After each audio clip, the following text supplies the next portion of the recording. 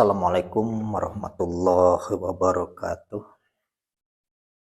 Innal hamdalillah nahmaduhu wa nasta'inuhu wa nastaghfiruh wa na'udzu billahi min syururi anfusina wa min sayyiati a'malina may yahdihillahu fala mudhillalah wa may yudlilhu fala hadiyalah.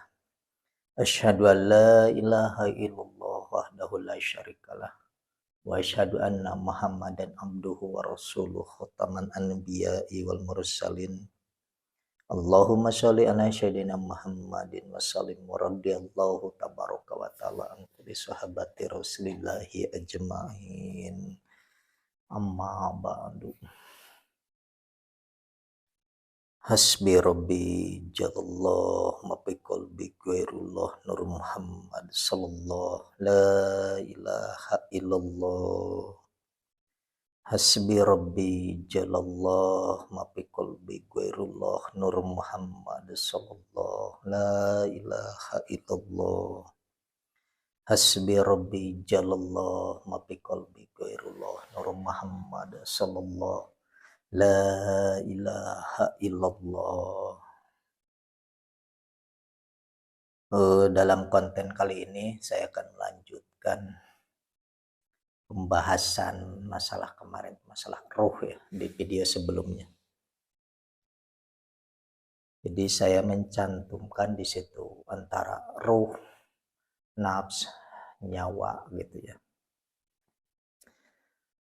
Karena ini berdasarkan pengalaman bahwa ternyata ada. Jadi jasad kita ini, wujud kita ini dalam dohir, dalam nasut, dalam manusia gitu kan. Seperti ini, tapi begitu jasad kita tidur, lagi tidur, atau setelah meninggal ada yang keluar. Tapi si wajah dan karakter mungkin istilahnya penampakannya itu pasti seperti kita gitu, persis sama persis seperti kembaran gitu. Karena di tahun-tahun awal terbukanya kasab gitu ya. Jadi saya melihat waktu itu kan saya tidur pulas, tapi sholat tuh saya bangun dari jasad sendiri gitu. Jadi saya keluar dari jasad, tubuh badan sendiri saya ini. Jadi saya lihat jelas bahwa badan saya itu ya lagi tidur pulas. Karena saya lihat pergerakan napas segala macam. Ya normal saja orang tidur gitu. Tapi yang melihat tuh justru saya sendiri gitu.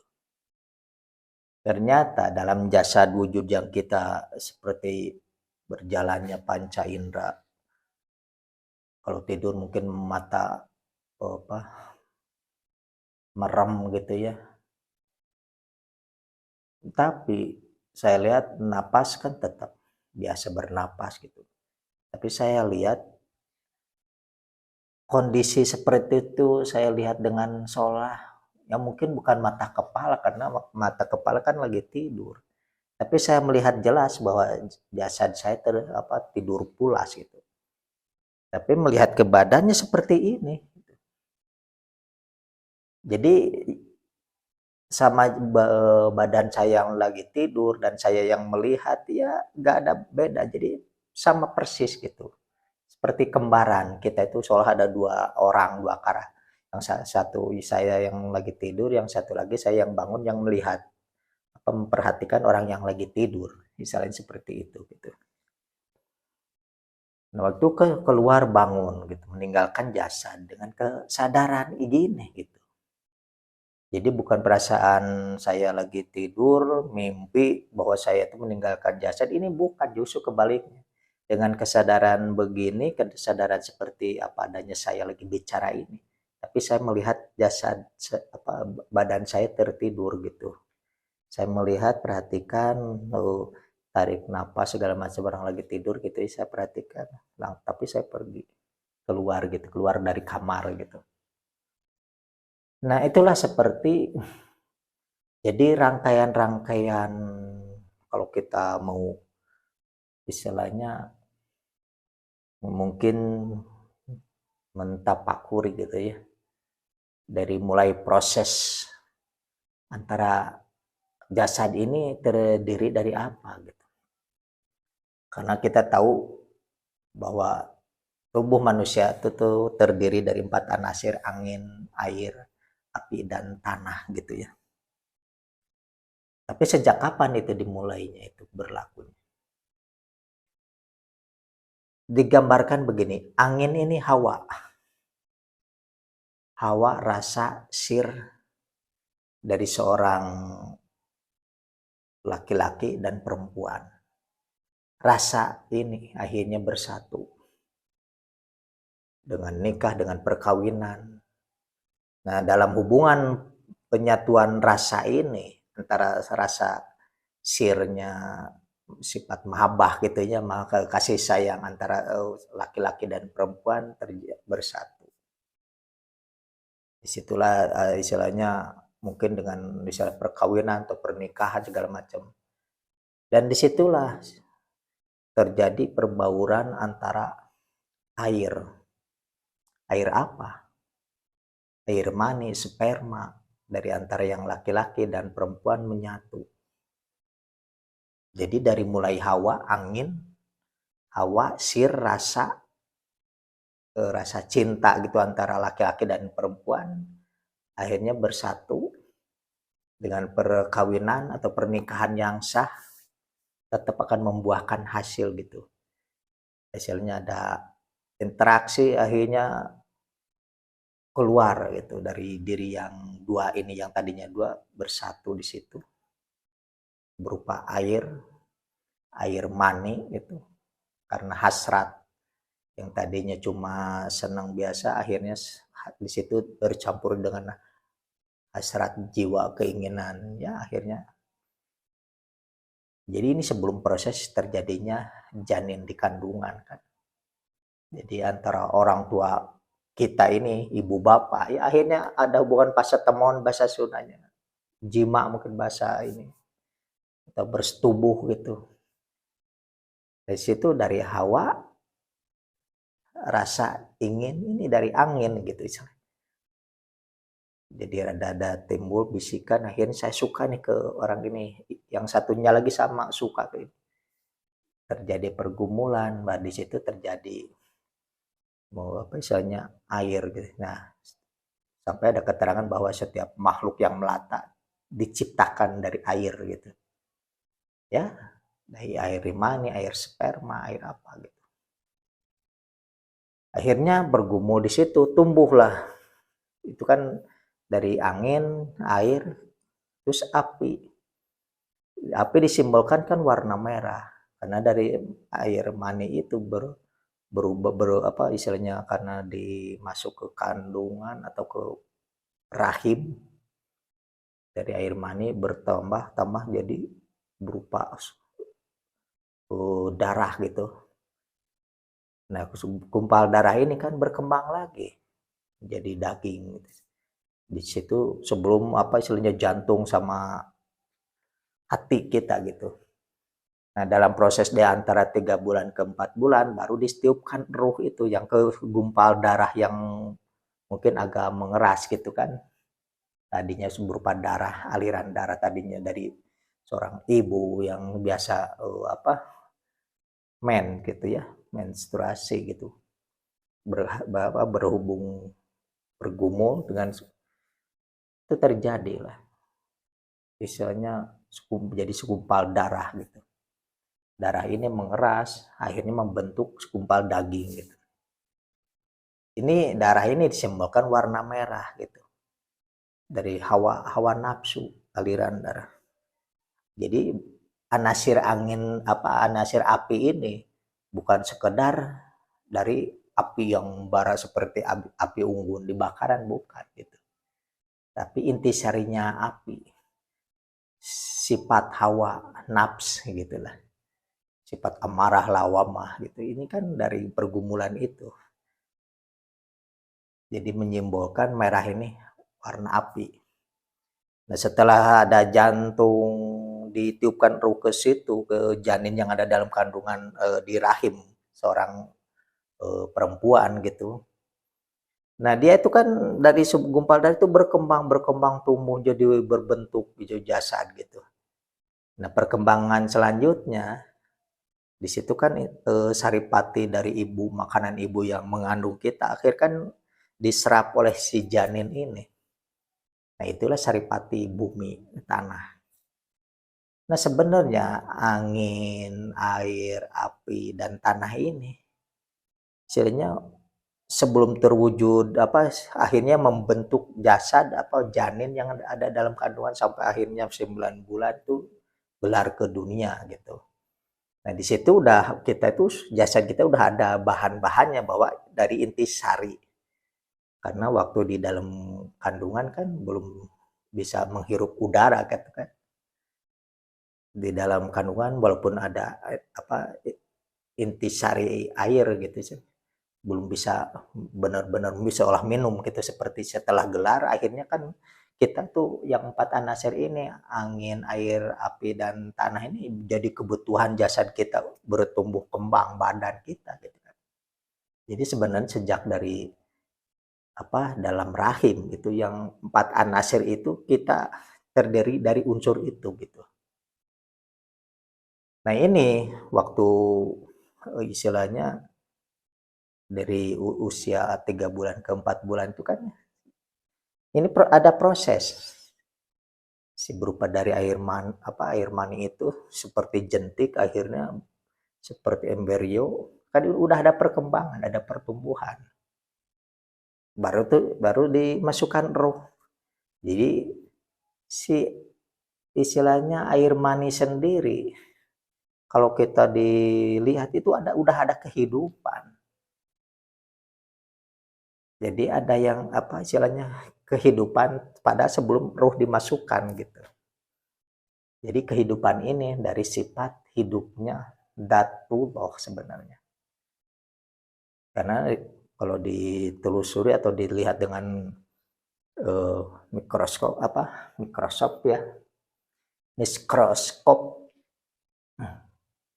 itu si jentik yang misalnya mungkin amat sangat kecil lah hasilnya, tapi bisa dilihat kan. Bisa dilihat dengan pembesar sampai terlihat ada ya pergerakan hidup itu.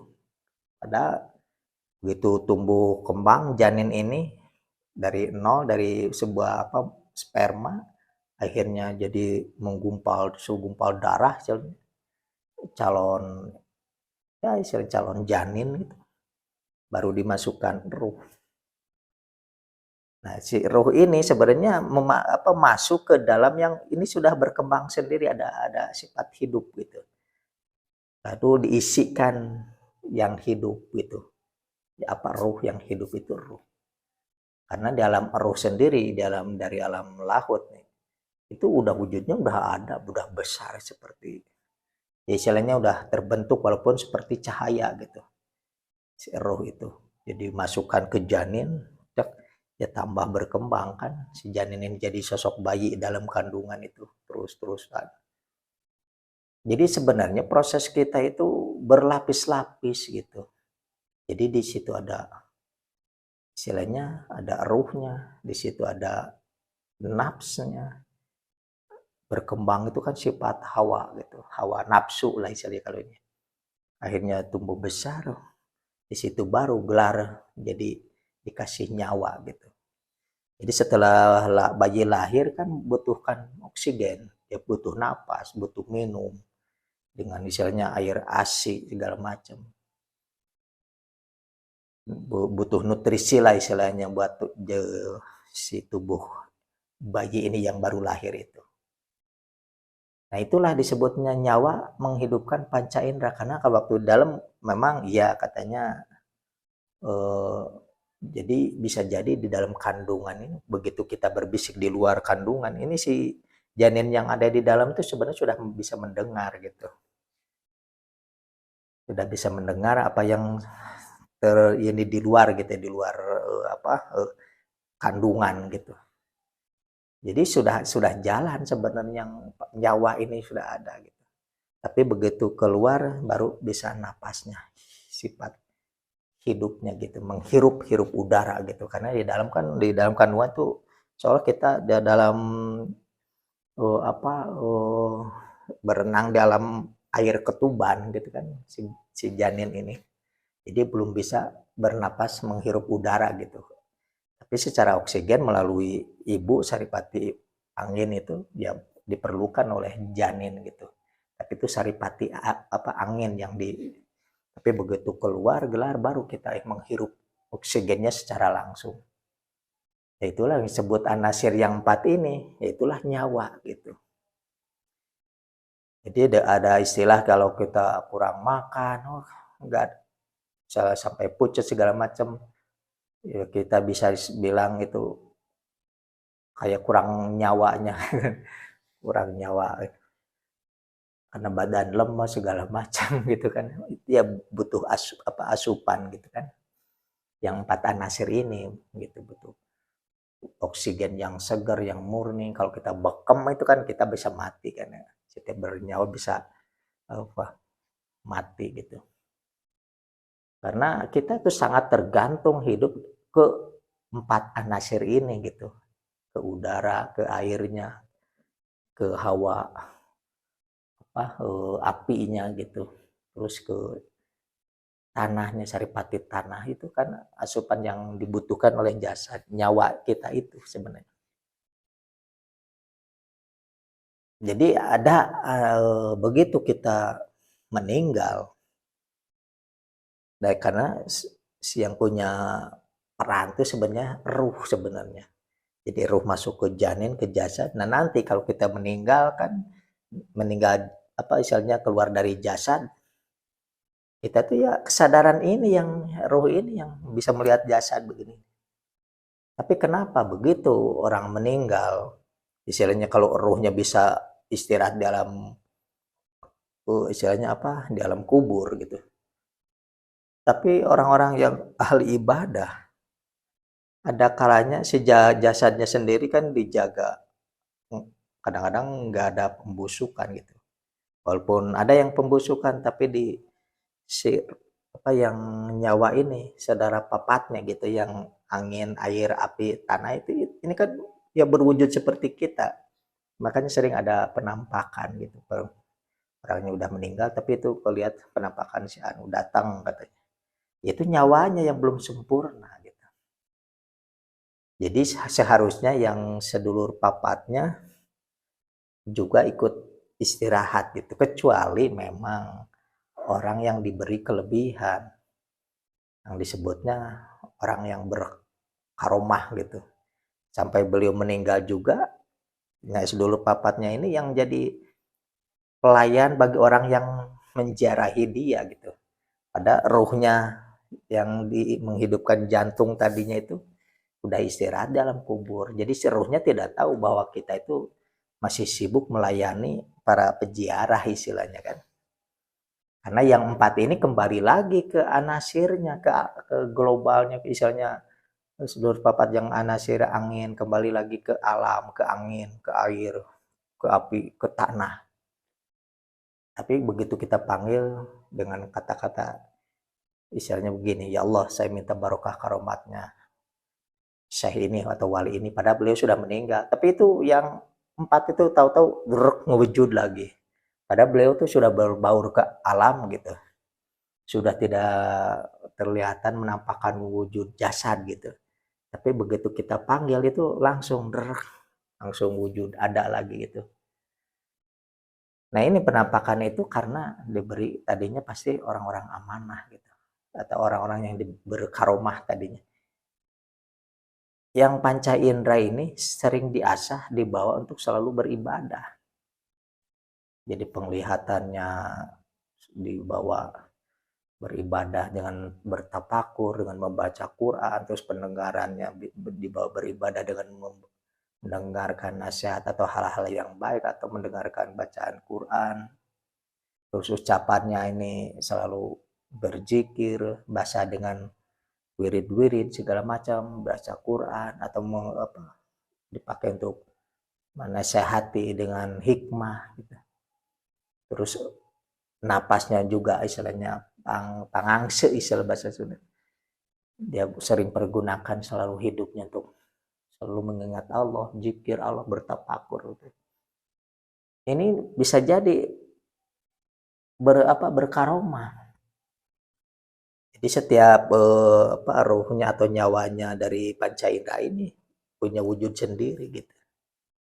Punya jasad tapi seolah berlapis numpuk di jasad yang ini gitu ibarat.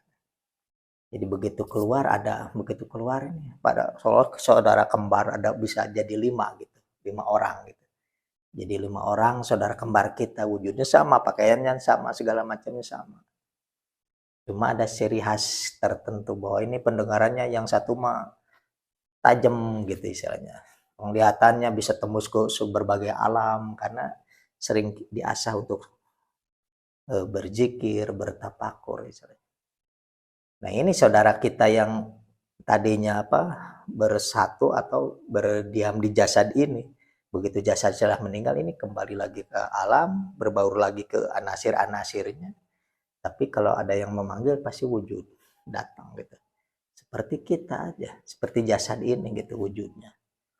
Mau dari rupa wajahnya gitu ya, seperti kita ini.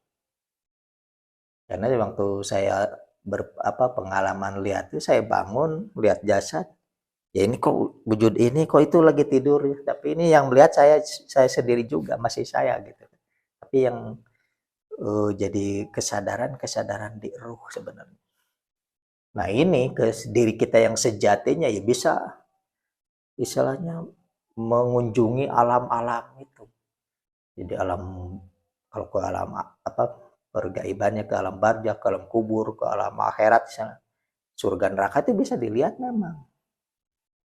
Kalau enggak kita bisa menjelajah ke alam-alam antara alam Jabarut, alam malakut, alam lahut, alam ruh gitu, alam para malaikat, terus alam Jabarut, bangsa jin, bangsa siluman, segala macam.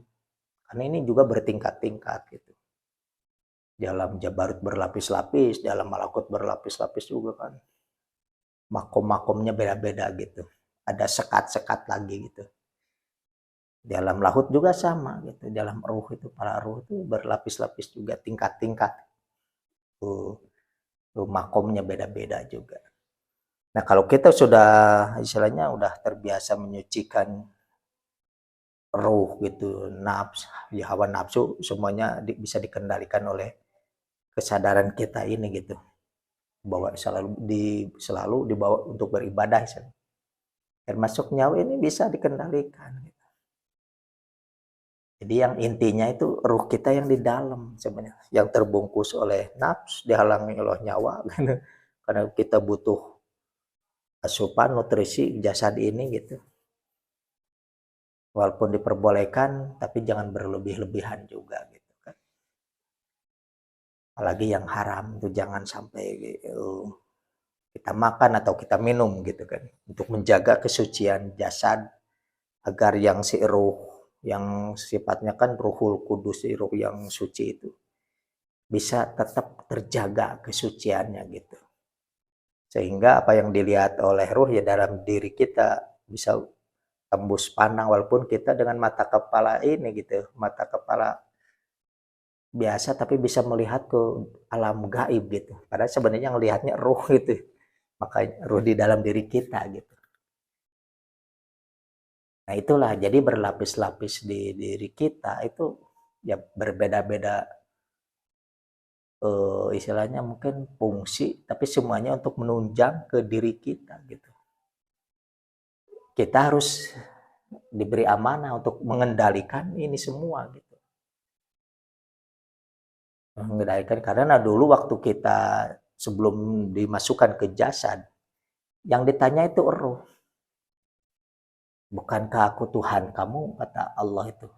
Alastu birabbikum na'am bala syahidna. Jadi sebenarnya yang punya punya lelakon itu ya ruh kita. Suruh masuk ke jasad ini gitu.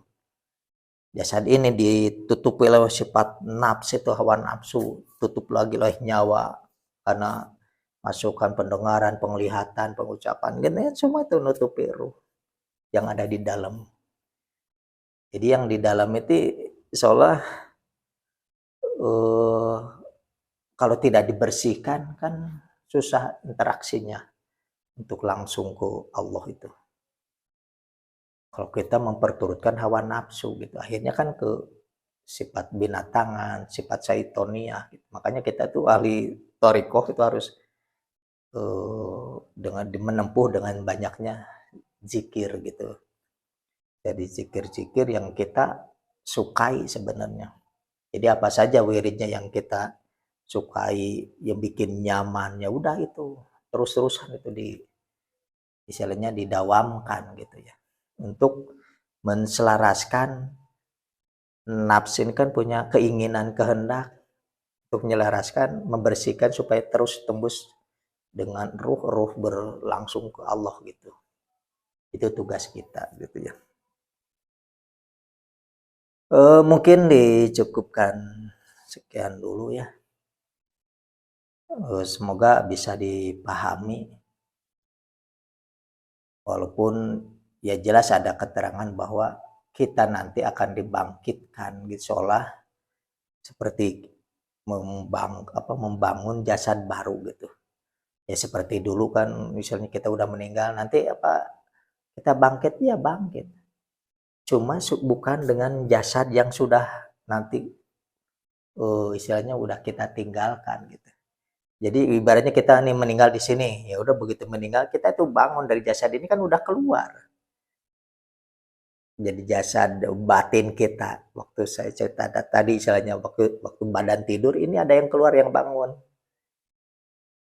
Karena di akhirat nanti itu kita itu tidak buang air besar, tidak buang air kecil.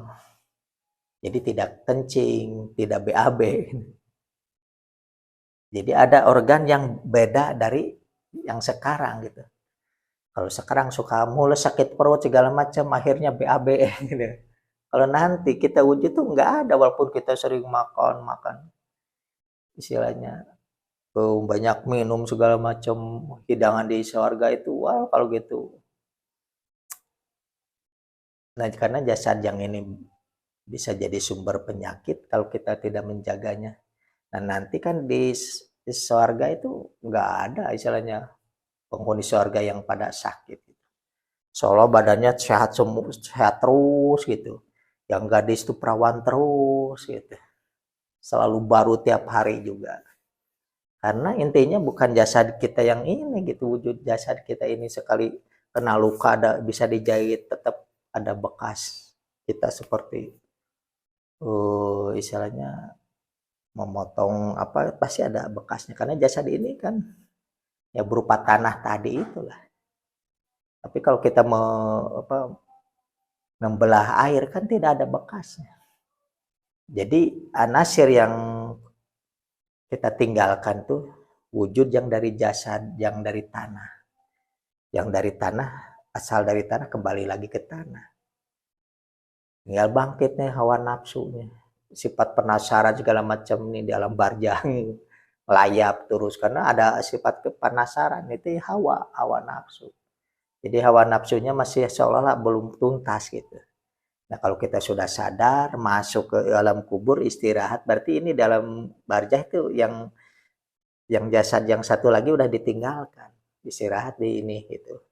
Nanti dalam masyar ini begitu terjadi guncangan hari kiamat kan tiupan sasak trompet yang kedua kan, yang pertama ini yang belum meninggal disuruh meninggal semua gitu, termasuk jagat kabir ini hancur. Nah tiupan yang kedua kan membangkitkan, bangkit di alam masyar. Jadi jasad ini kita tinggalkan di alam di kuburan ini yang asal dari tanah kembali lagi ke tanah. Jadi seolah wujud satu, yang satu sudah ditinggalkan. Nah begitu kita tinggalkan masuk ke alam barzah, kan sifat penasaran ini kalau kita ada yang menyempurnakan ya syukur-syukur kita bisa menyempurnakan sendiri. Jadi begitu kita sadar bahwa lihatin oh berarti saya udah meninggalkan jasad gitu ya. Kita harus sadar oh ini perjalanan saya, tugas saya di dunia udah sampai sini. Udah kita lihat aja ke depan, pasti di depan tuh ada mungkar nakir untuk istilahnya penjaga pintu ke alam kubur. Udah kita masuk aja. Jadi kita hadapin aja tuh munkar nakir. Nah begitu ini lolos sifat hawa nafsunya sudah nggak ada, sifat penasarannya sudah nggak ada, berarti ini kita tinggalkan nih di alam barzah. Jadi setelah jasad yang pertama ditinggalkan di alam dunia ini di kuburan, terus yang jasad yang kedua ditinggalin di alam barzah, kita masuk ke yang ini gitu. Begitu masuk yang ini di alam kubur istirahat kayak gini, yang masih dua gini. Jadi begitu istirahat di alam kubur, tapi ini semuanya masih di dalam ini. Jadi seolah kita itu kayak kulit bawang lah. Jadi lapisan luar udah tinggalin, tinggal lapisan dalam keluar tinggal. Ya wujudnya seperti kita ini aja. Nah di alam mahsyar kita tuh bangkit lagi. Nah bangkit lagi seolah yang ini gitu. Kita bangkit sesuai dengan sifat tabiat kita. Selagi di dunia kebiasaannya suka apa gitu. Kalau orang yang suka ibadah begitu bangun dalam mahsyar, oh ini hari kiamat, ya udah. Mau sholat atau mau duduk tunggu nunggu sambil zikir sambil tafakur, oh ini yang benar ini yang dijanjikan, yang dikatakan Allah ini hari pembalasan. Ya kita duduk aja lah, tungguin aja. Dengan kesadaran kita, santai aja di padang pasir yang luas karena gak ada ujungnya gitu. Ini yang ini. Nah udah begitu tahu-tahu ada misalnya kita melihat waktu hisab itu kan bakal diperlihatkan perjalanan kita selama di dunia ini. Kita selama proses itu melihat ternyata alhamdulillah nih yang misalnya kebaikan amal baik yang banyaknya gitu. Karena kita sendiri yang jadi saksinya gitu. Semua nih segala macam ini bakal jadi saksi. Lagi beribadah, lagi taat, lagi maksiat juga ini kita ini yang masih lihat. Begitu, oh ini alhamdulillah gitu. Itu proses ini sambil proses seolah berjalan ke gerbang dari alam mahsyar mau ke akhirat gitu. Di antara surga atau neraka. Kalau alam apa baik, kita ini berjalan. Jadi berjalan digambarkan seolah kita menuju jembatan Sirot gitu ya. Saking halusnya kita itu, oh ini saya sholat nih tapi niatnya karena ini nanti bisa tahu gitu. Iya benar memang ini berarti saya sholat tapi karena dunia, karena jabatan, karena pangkat ini nih. Kalau udah lolos dari sini tinggal misalnya ditinggalin nih di situ tuh. Tinggal yang bersihnya ini yang terakhir yang kita masuk ke surga itu istilahnya udah bersih. Udah intinya yang ruh yang dulu sifat ruhullah atau yang ruhul kudus minimal gitu kan. Yang ini tinggal ini yang punya peran. Jadi ini tadinya dibungkus sama jasad ini. Jadi ini nanti bakal ditinggalin yang intinya aja nanti yang punya peran itu ya ruh. Tapi si roh ini udah punya wujud sebenarnya, punya wajah, tapi wajahnya sesuai dengan wajah jasad ini gitu. Jadi makanya dikatakan bahwa penduduk surga itu bidadari sangat cantik. Tapi bagi seorang muslimah yang ahli surga dengan raut wajah seperti sekarang ini, ibarat sesuai dengan tubuh yang di dunia ini waktu digelar di alam dunia. Jadi raut wajah seperti itu gambarannya. Cuma usianya seperti usia masih muda gitu. Tapi kalau masuk di surga, ini bukan walaupun istilahnya warnanya kulit tuh ada yang hitam, ada yang putih, ada yang kuning, sawo matang istilahnya. Kalau di sana tuh sama. Karena yang warna ruh ini ibaratnya gitu. Gak ada kulit hitam di surga itu. Cuma dalam raut muka sesuai dengan waktu kita sekarang ini gitu. Raut muka pasti ingat gitu. Seperti kita bercermin wajah kita seperti itu. Tapi di surga bukan jasad yang ini gitu, bukan. Yang ini udah ditinggalin. Jadi nanti seolah kayak seperti usianya sama gitu. Mau laki perempuannya seperti itu gitu. Usianya masih muda gitu. Karena waktu gelar dulu penciptaan ruh itu sekaligus diciptakan ruhnya tuh. Dari zaman yang istilahnya Nabi Adam sampai yang nanti bayi yang baru istilahnya baru dilahirkan hari kiamat, itu ruhnya mah dari dulu sudah ada gitu.